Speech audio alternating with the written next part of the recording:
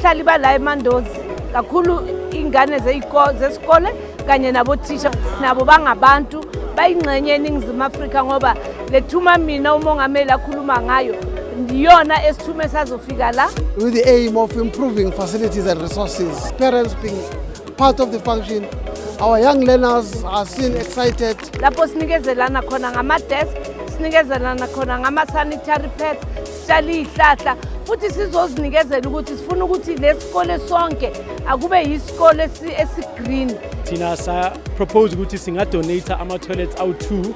I-technology yakhona is asebenza nge-2 liters of water versus ama-conventional toilets which asebenzisa i-9 liters of water to flush.